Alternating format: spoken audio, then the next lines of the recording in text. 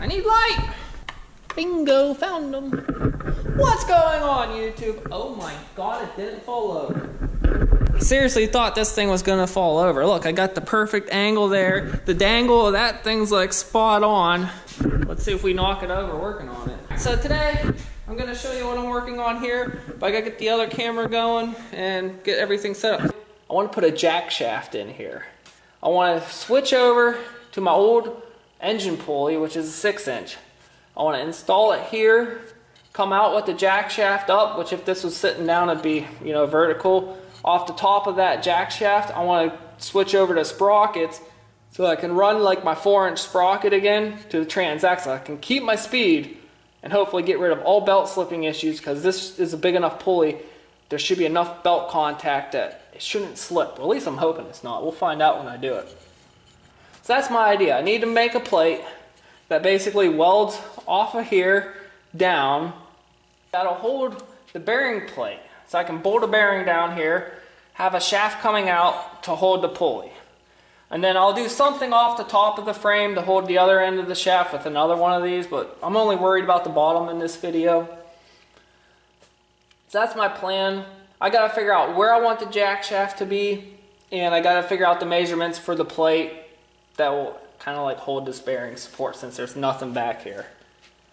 So looking at this setup, I do know that I want my jack shaft pulley to be where the transaxle pulley is. And I already measured the transaxle pulley is 1 inch off the center, and it's 1 inch off to the left side if you're looking at the front of it. So I had that wrote down. I just got to figure out now where I want this positioned. I'm going to run a 1-inch like jack shaft axle upwards. This is the shift rod. And I want the jack shaft as close to the shift rod as possible, but no interference. I'm going to keep it about 1/4 inch away. So I got to figure out how far this rod is away from the frame. I got to figure out my plate, how far I want it to go up on the frame itself. Then the only other thing I got to watch out for is on the shift rod here. Somehow, there you go. I know it has to come up against this. When I welded this in, I made sure nothing interfered, and I know that this thing goes about here. So no matter what my bearing plate will look like, where are you at? There you are. I can't have anything interfere with this.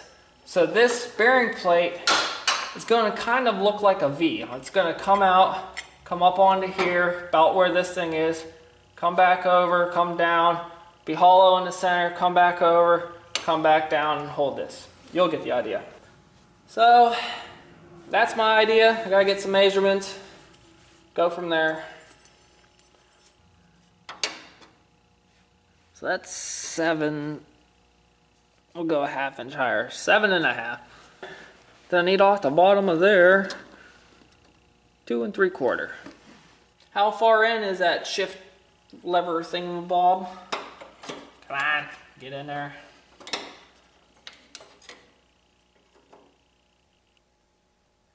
One 3/4. I'll give it a little wiggle room. 1 7/8. Okay, I need one other measurement. I need to know how wide the plate is. We'll go 12 3/8. We'll put that over here. 12 3/8. Bingo. Now I'm ready to go draw it. It's doodling time. So we'll start with the plate, something like so. And we know that shaft comes across. From the shaft to the end of the plate is 7.5. The plate is 12 3/8 wide. And I know I want my inch shaft 1/4 inch away from the shaft thing there. So the center, we need a 1/2 inch and 1/4, so 3/4. 3/4 away from 7.5, 6 3/4. From here to there. So I know where the edge of my plate and that center of that hole is. Now I got to figure out how long this plate needs to be. This bearing flange is 3 3/4 in diameter, and I want a 1/2 inch extra material past there.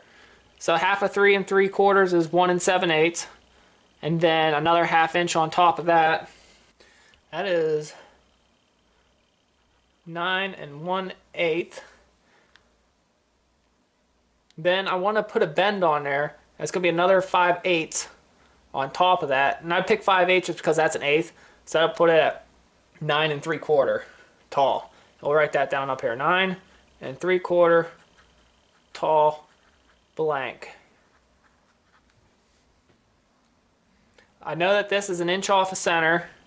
So 12, 6, 3/8 is 3/16. So 6 3/16, it'll be 5 3/16 over. So 5 3/16 over that way, center hole, something like that. Spelled it wrong, who cares? And then I want this to come down and that to come down. I want that to come up, over, and down again. So I'll draw another one with just a plate, because I know that lever was 2 3/4 down. So 2 3/4, and it was 1 7/8 in, is where this has to be. So 2 3/4 down out of 7 1/2 is 4 3/4 up, and that'll be the same on this side at 1 7/8 inch in. So yeah, 4 3/4. I kind of want the same amount of gap on each side. Like I put a 1/2 inch, I kind of want a 1/2 inch there and over here, but I'll get to that on graph paper. This is the main information I need, and then with the graph paper.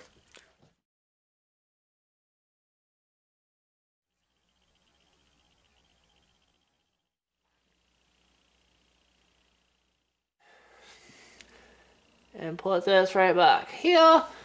I tried to like visualize it like being almost symmetrical, even though it's not, and it wasn't turning out. So I ended up just putting this on, making it work around there to hit the crucial points. Like the center is where it needs to be. That's the shifter point. It's at the width it needs to be, and I'm catching as much metal as possible. So now I just got to transfer all these points for the lines over to my sheet of metal. It's 11 gauge galvanized.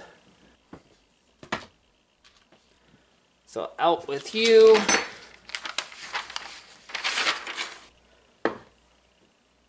In with you. Come on, marker. Come on. Come on.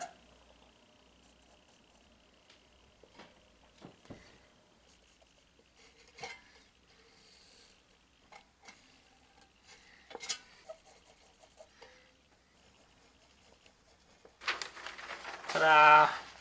Perfect. So now that this main shape of this bearing plate thingy is done, I gotta start adding the 5/8 material in on all the sides here. That way it can get bent. If I'd left this thing flat how it is, it'd be really flimsy and floppy, and I don't want that. By adding the 5/8 bends, it's gonna add a lot of rigidity to this plate. So I got this, it's almost 5/8 of an inch thick. I'll just line it up to the bends and trace around each one. Something like that.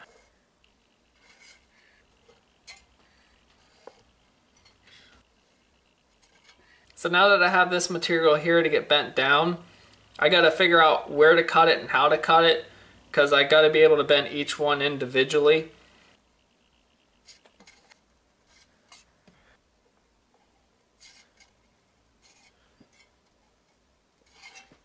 This inside corner, I'm really just gonna wing it because I'm not real sure. I'm just gonna cut from corner to corner, and when I bend it, if it hits, I'll just trim out what's hitting.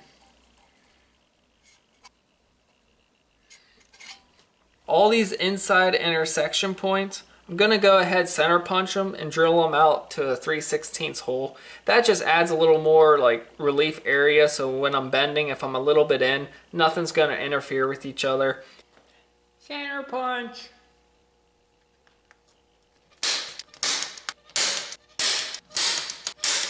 So now this bearing flange, this bolt circle, center of these square holes around is 3 inches. That's after like 20 minutes of figuring this math out here. Came out to 2.995.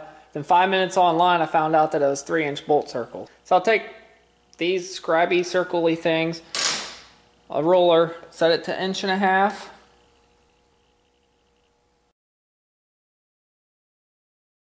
I had to put the 3 holes in. 360 divided by 3 is 120.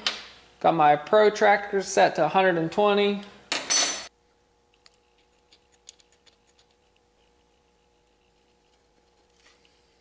Check it one more time. Oh yeah.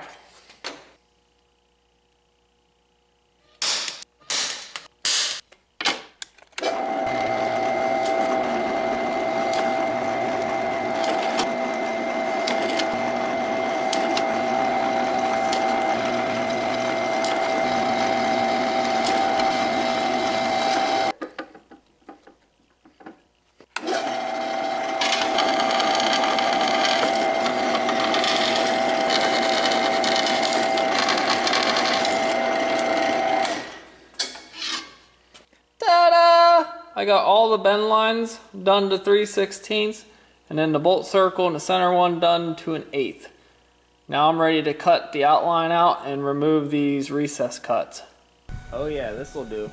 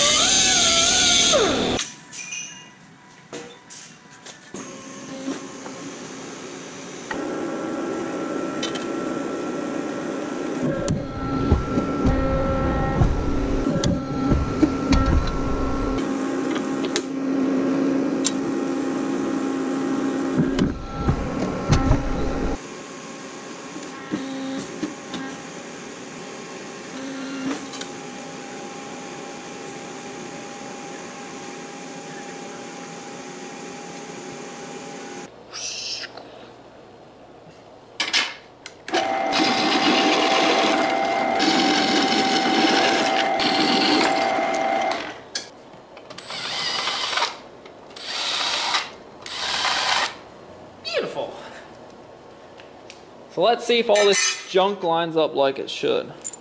The drill bit that I used to drill out these 5/16 holes is not my best 5/16 bit, so I'll be shocked if it all lines up, which it looks like it will.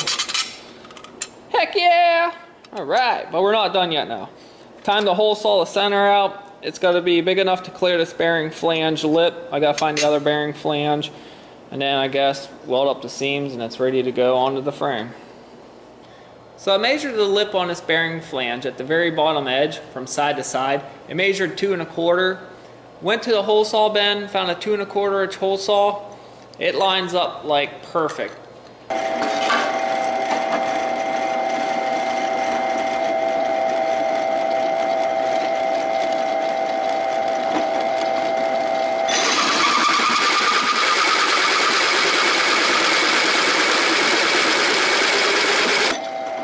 Get close.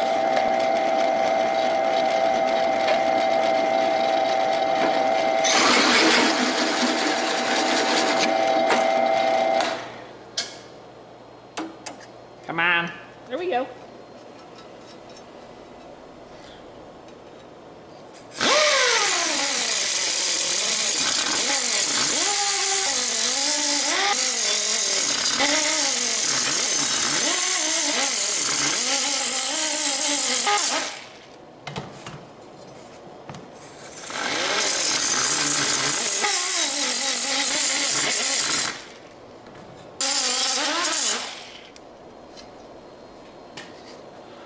No more burrs.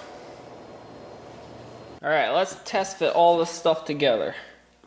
We need to make sure this flange lip fits in there like it does. Got some wiggly room. Throw the bearing in just for shits and giggles. Throw that on top.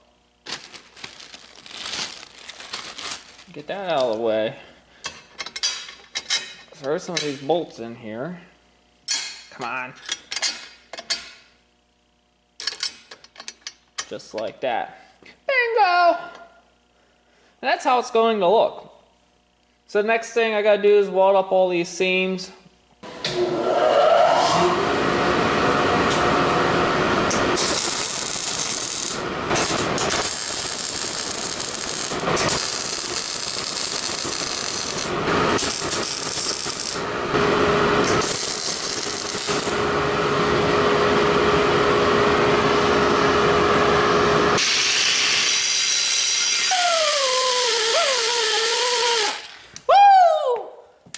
Oh my God, look at that. It's all sanded up, ready to go.